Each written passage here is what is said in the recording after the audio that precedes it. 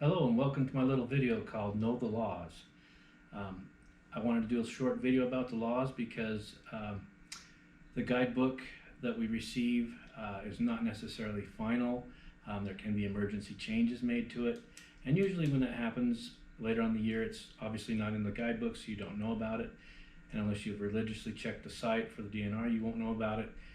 But they try to put up signs at lakes like have such a change to preserve the fishery that are an emergency change so that you can be made aware. Now, I was prompted to do this video because of a recent encounter with the DNR Saturday while I was out fishing with my father to help you avoid similar issues. And I just wanted to go over this, let you know that I'm not going to be showing any footage of the officer or giving out his name. He was just a good guy doing his job. And I just wanted to go over what happened and hopefully save you from making a mistake and having a problem. Now in the guidebook, the very beginning of the guidebook, it says, know the laws. And it reiterates how the guidebook is just a guidebook. For an in-depth look at Utah's fishing rules, visit wildlifeutah.gov and also Utah Administrative Rules and Utah Code. So unless you're a lawyer, you're probably not going to do that. You're probably not going to understand it. The guidebook should just be something that you read before you go fishing, especially for specific water that you are on. Just make sure you're doing that at least. Now I've got my handy dandy notebook with me so that I don't miss anything. I do want to talk about last Saturday I was fishing with my father. We were up at Matt Warner Reservoir in the terrible windstorm, all by ourselves pretty much. I don't think there was anyone else at the lake on a windy, nasty day. And of course, we watched the DNR truck drive around the lake up on the hillside, pull out his binoculars and watch us for a while, which doesn't bother me because we weren't doing anything illegal. And we just ignored him and we continued to fish and have fun. Of course, shortly after he drove down, checked our licenses and went on his merry way. Well, we continued to fish and have fun. And then two vehicles showed up beside us and pulled up to fish. One gentleman asked if we'd caught anything. We lifted up the fish and showed him, and he went, that's great, went to fish around the corner from us. The other vehicle had a couple of ladies in it, and I wanted a picture of our fish with my dad and I in it, so I went up and asked her if she would take our photograph. So we held the fish up and she took the photograph that was the thumbnail for my last video. So you can see that. Anyway, we watched the DNR truck drive back around the hill again. This time it kind of hid behind some cedars on a different part, and where he'd gone, we figured he could see the other fishermen better, and then we figured that's why he had gone there. Well, sure enough, here he comes back around shortly after that. And does he go and check their licenses? No, he came straight to us. And what did he say? He asked if we had shown anyone our fish, and we said, well, yeah, of course, and as far as I know, that's not illegal. His next question took me kind of by surprise. He asked if we had given any of our fish away, like to the person that came over by us. And I said, no, we had her take our picture, and that's not illegal. And you might wonder, why would that be considered an issue? Why would he ask about giving fish away? What are the rules on that? Well, let's take a look. Under the section in the proclamation called Disposal of Aquatic Wildlife, it says you may not donate fish in the field. It also says the following are the only places where you may donate or give protected aquatic wildlife or its parts to another person: the permanent residence of the donor, the permanent residence of the recipient, a meat locker, a storage plant, or a meat processing facility. You cannot donate fish and wildlife to anyone anywhere else.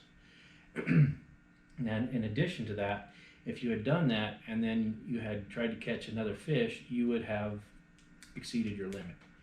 So what do you need to do if you wanted to donate a fish? Says here, a written statement of donation must be kept with the protected aquatic wildlife or parts that includes all of the following information: the number and species of protected aquatic wildlife or parts donated, the date of the donation, the license or permit number of the donor, and the signature of the donor. So to give something away, fish and wildlife, it has to be at your house or meat locker, and you have to have all this information written down to do it. So don't be giving a fish away in the field, you will get fined. I wanted to touch on one other point that had nothing to do with anything that we had run into, but some people we've talked to weren't aware of it. Culling is illegal. Okay, what is culling? Culling is when you catch, say you catch your limit of fish and they're small. And all of a sudden you're just fishing, catching, and releasing, you catch a big fish. You want to swap it out. That's called culling. That's illegal. Once the fish is in your possession, you cannot release it. And I'm going to read about that. Now this is under the section daily limits.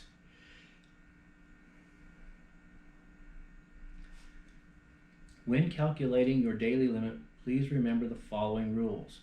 Any trout, salmon, or grayling not immediately released is part of your daily limit.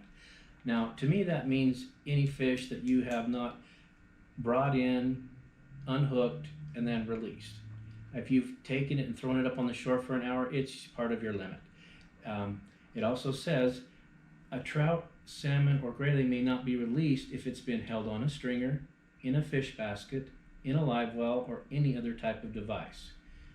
So if that's the case, once you've taken possession of the fish through those means, it cannot be released even if it's in good health. It is yours. You have to take care of it. Now, we'll talk a little bit more about what happens if you don't do that. Now, the next question that the officer had for us was why we were still fishing when we had our limits. Now, I explained to him that in the 2019 proclamation, I'm aware it fully said, once your limit has been reached, fishing must cease. Plain out said that. But it didn't say that in the 2020 proclamation. I was sure of that much. I wasn't sure what it said in the field, and in the wind, couldn't pull it up on my phone. I didn't want to read through 20 pages to find out, since he wasn't going to press the issue. But I asked him, I said, I didn't think that was the case anymore. He said, well, I'm not sure. Let me go talk to my supervisor. So he didn't even know the law. Goes to his truck, calls his supervisor up, okay? He came back, and this is what he said to me. Now, I'm not making this up. His supervisor told him that possession meant if we had the fish on a hook, in our hand, or in a net. Even if we were just about to release it, we were in possession of that fish.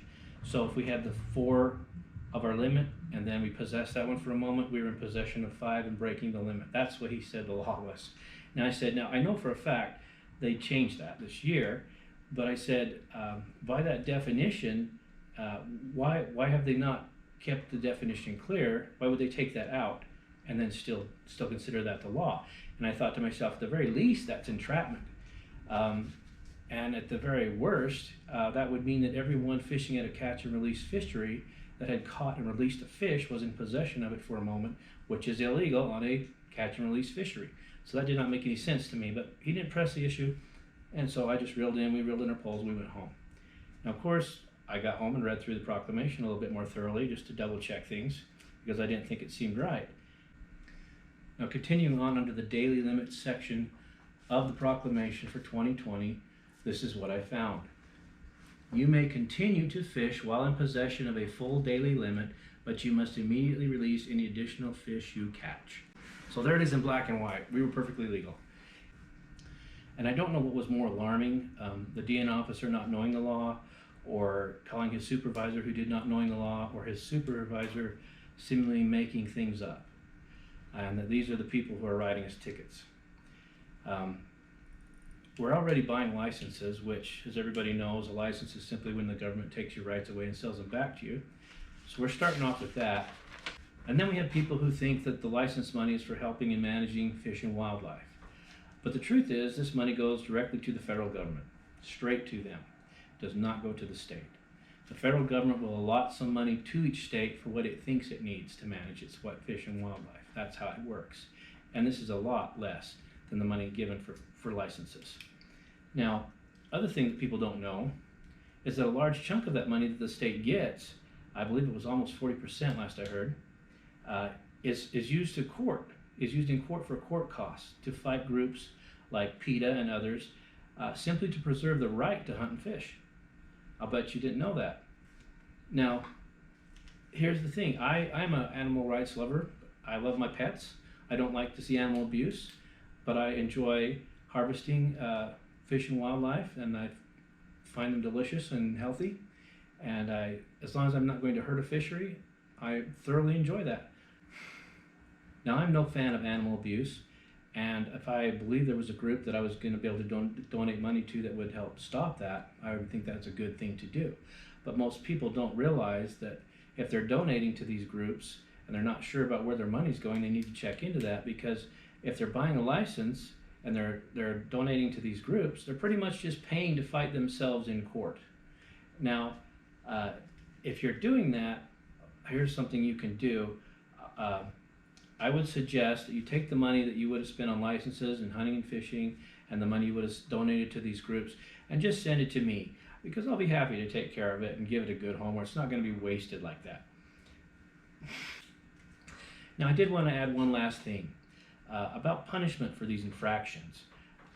Some of you may have read recently on KSL about some white bass that were dumped. Now, according to the proclamation, when you've taken possession of fish, they're yours to take home and use in a beneficial manner. In other words, it says in the proclamation you can't use them for trapping, for bait, and you can't use them for fertilizer.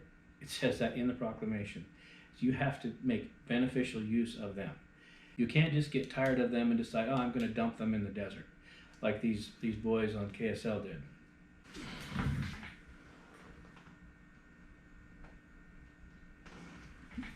Now, that was an exorbitant amount of white bass. 260 is a lot of white bass. And they got tired of trying to clean them and they just decided to dump them. Well, what ended up happening is they got fined and caught, and it was $10 per fish.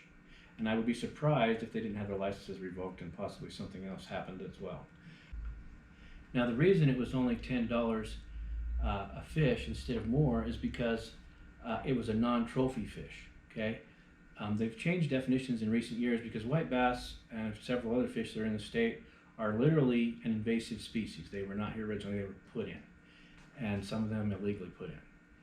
And the fines for keeping them is not as high as, say, a trout. So it can be much worse than that. Most people don't know that if you're caught poaching, for example, they can take everything that you use to commit the crime. They can take your vehicle, they can take your boat, your ATV, your fishing gear, your gun, they can fine you, give you jail time, and they can take away your license. So for people to think, oh, I'm just going to go fish out here, I don't need to read the guidebook, think again. Fish and game have more rights and better protected rights than you. I know personally of an incident where elk was being poached at the Dinosaur National Monument, and satellite photos were used to incriminate the offender. There's also another incident I know of where out on Strawberry a boat was sinking, and another boat came and picked up the people that were drowning, saved their lives, and on the way back to the dock they were ticketed by the DNR for not having enough life jackets in their boat because they had taken on more passengers, even though they explained what had happened. This person had to go to court, and the judge said, just pay the ticket. And she said, no, I know my rights, I want a jury of my peers, and they let her off. She was acquitted because that's what should have happened.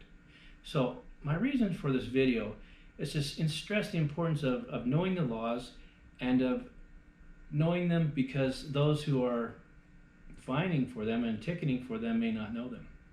You have to protect yourself. I would suggest keeping a guidebook in the field with you and definitely reading through it before you go out in the field thoroughly.